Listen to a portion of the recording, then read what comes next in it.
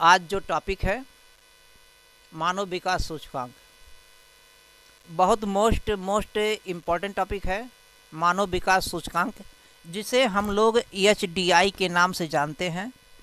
HDI human development index, it means human development index है।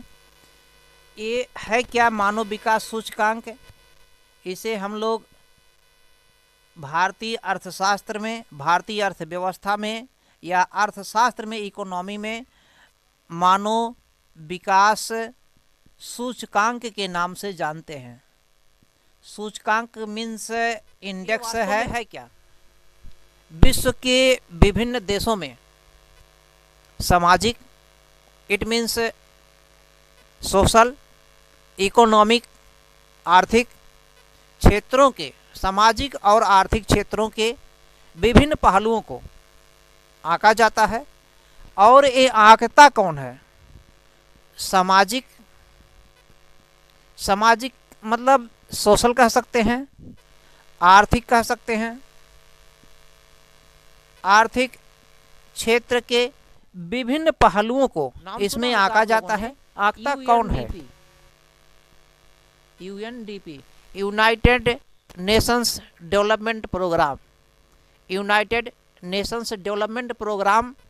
अब इसका नाम मोस्ट इम्पॉर्टेंट है।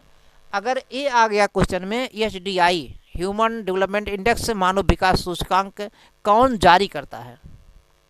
कौन जारी करता है? तो जारी कौन करता है? UNDP जारी करता है मानव विकास सूचकांक। विभिन्न क्षेत्रों का ये विषय है।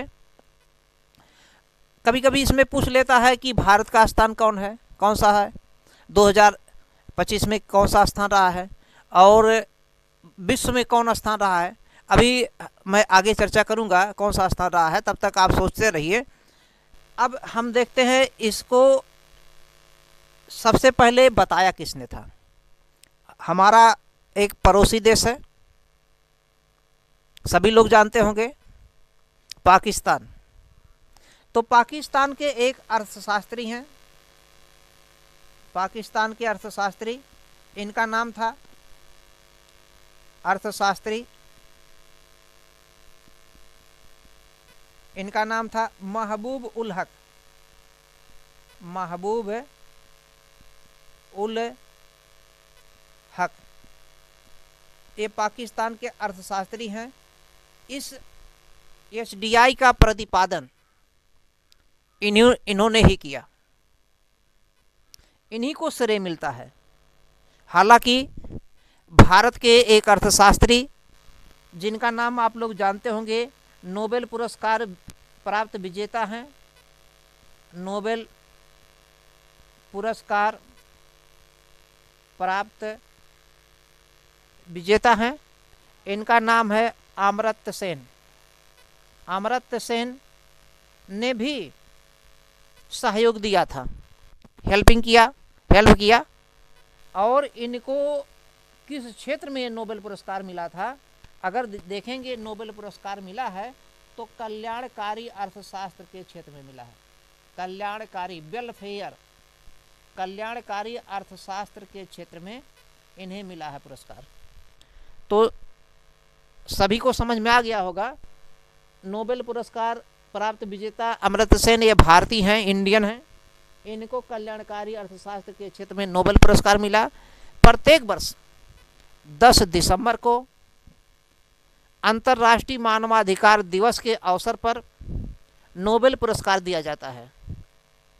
शांति का नोबेल पुरस्कार नॉर्वे की राजधानी ओस्लो में, शेष सभी पुरस्कार स्वीडन की राजधानी स्टॉकहोम में दिया जाता है।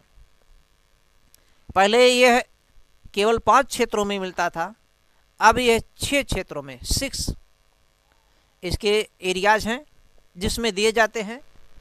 तो अमर्त्य सेन को अर्थशास्त्र के क्षेत्र में मिला है। HDI किसने विकसित किया है? महबूब उल हक ने।